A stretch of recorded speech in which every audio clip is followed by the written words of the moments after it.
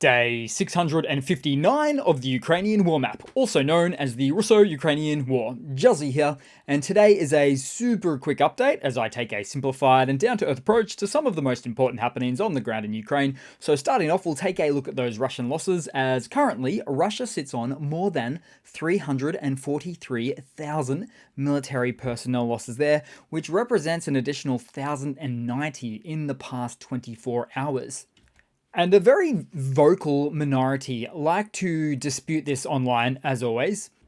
But I think that they're now going to have to check with their Russian Tsar in this case, as recently, during an interview, Putin appeared to inadvertently let it slip that Russia has over 300,000 soldiers in this war that have been lost. So, in a press briefing, Putin mentioned the mobilization of 244,000 Russian personnel alongside an additional 486 who voluntarily joined the forces, plus the original mobilization figures. And then concluded by stating that a total of 617,000 Russian troops were engaged in the invasion, which in turn actually leaves a deficit of roughly 300k. So even taken as an approximation of a figure, it's still a number that sharply contrasts with an earlier official figure from the Kremlin, which claimed fewer than 6,000 Russian military losses. Then we'll take a look at the hardware losses, so 14 tanks, 38 APVs, and 11 artillery. Then we'll head back across to the map today, as overnight, a total of 14 Shahed drones were launched towards Ukraine from Russia. Now, in this instance, air defense did manage to shoot down all of the drones from the wave, and so these 100% drone neutralization rates are actually not uncommon, and we are impressively starting to see it occur much more often now. Then we'll head across to the east of the map, as there was a fairly large Russian attack just north of Sinkivka, which is in the Kharkiv Oblast. So in this event, Russians attacked Ukrainian positions with armored vehicles, tanks and infantry, and AFU fighters can be seen repelling the attack from close distance. Then we'll head down the map to just below Avdiivka today, as Russian forces captured some positions near Novelska. And I'll just pop open the date map for this one to have a look at the difference. So there you go. Now, this was actually more of a tightening of frontline positions, as you can see there. Plus, something that's quite good about this map is how it shows you I guess you can see the subtracting of the former land gains. So is 3.46 square kilometers, was 3.59. So we're talking about 0.13 square kilometers of land gained by Russia in this most recent attack. Oh, and since we're in this sort of an area right now, it might be ideal to mention the nuance of the coloring scheme here, as you will notice two different types of red. So the more brown colored red is Russian positions captured, or Russian positions capturing after the 24th of February invasion, whereas the more purple colored red is in fact indicating Russian advancements from Russia's 2014 Donbass and Crimea invasions. In fact, we'll zoom out there just to get a real good look of that. So as a fairly straightforward example, we'll move around on the map and this one here. So the central northern town of Starobilsk, which was captured after the Feb 24th invasion.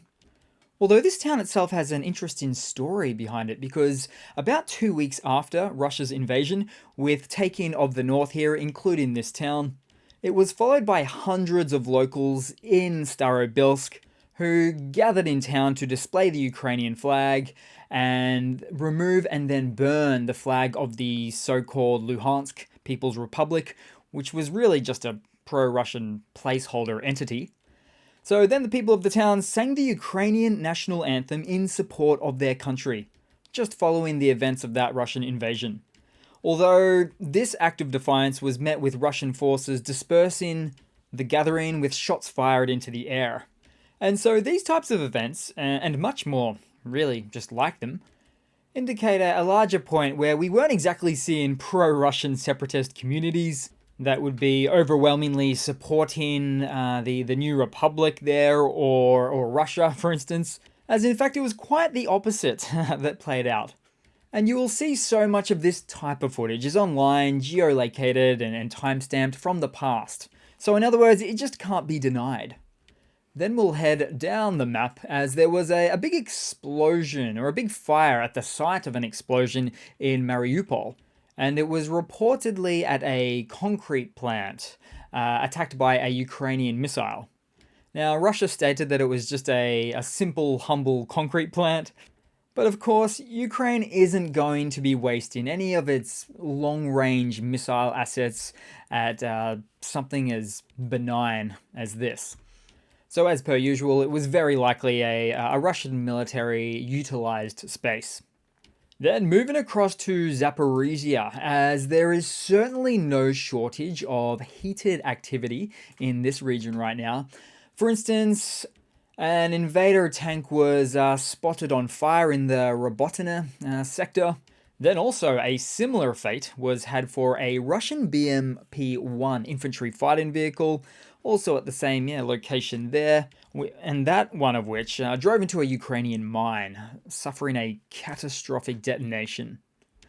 But what's certainly been even more problematic for Russia right now is, take for example, right next door in Kherson, as Russian sources noted two separate incidents of their D-30 howitzers and the barrels exploding after the shells burst inside them. Two in a row, not a coincidence. And so I really think it's not a stretch to say that a Russian soldier presently puts their life in their own hands, taking a risk each time they load a howitzer with North Korean supplied shells. And it goes without saying, of course, but events like these are completely counterproductive. I mean, it's one thing to be low on artillery shells, yet it's completely another thing to get a poor quality supply of shells that destroy your own howitzers and probably destroy your actual artillerist servicemen in the process as well. It's just impressively horrifying. Then moving across to some of the big news for today. So in a rare and lengthy press conference yesterday, Russian President Vladimir Putin addressed the nation and the world in a format similar to his annual press meetings, but also combined with questions from the public. And the 4-hour session showcased a confident Putin who reiterated his resolve to continue the war in Ukraine until Russian objectives are achieved. And those objectives? Well, Putin stated, quote, "Peace will come when we achieve our goals. Our goals have not changed. Denazification of Ukraine, demilitarization, and its neutral status." Now, it's important to interject here because this narrative of denazification in Ukraine was not a prominent theme at all in Russian state media just prior to February 24th, the invasion. In fact, it's impossible to find it searching for it online on Russian websites. So it's just not there, dated and time-stamped in the Russian media zeitgeist just prior to the invasion as a high, a medium, or even a low-level threat that Russia faced. And so the focus on this rationale emerged forcefully on and after the invasion. And it's not surprising really, is it, considering it's widely accepted to be a real load of horse manure anyway. Then as for the remainder of the press conference, Putin doubled down on his sanctions rhetoric, effectively stating that sanctions don't work and the Russian economy is doing great. But amidst the backdrop of an upcoming presidential election, which will secure Putin with another 6-year term as president undoubtedly, which means there's no question about him attempting to create this ongoing rosy picture of the state of Russia. And then also noteworthy was the types of public forum questions he received as part of the conference. For instance, there appeared to be some semi-decent hard-hitting questions on the screen, texts from the public, such as, quote, Why does your reality differ from ours? Or how do I get to the Russia that they talk about on the Russian One channel? Or cucumbers cost 900 rubles per kilo, tomatoes 950 rubles, eggs are expensive, it costs me 1500 rubles just to make a salad, make the prices normal. And there was even the question, we gave gas to Europe and China, but when will gas be supplied to central Russia? And while he did address concerns about the price of eggs in China and produced a positive spin on those types of fronts, he clearly selectively chose not to address the more challenging questions. In fact, for example, one of those questions that he asked that said, quote, "Why does your reality differ from our reality?" was up on the big display for only about 10 seconds before being removed. And so I'm also quite sure that the display controller that manually placed some of these unanswered questions on the screen is likely to have an upcoming appointment with a Windows sometime soon, if you know what I mean. Although, hey, lucky for Putin, he wasn't afraid to get spoon-fed the easy questions about his choice of drink and condiment for the New Year's celebration. Just fantastic to learn about that stuff.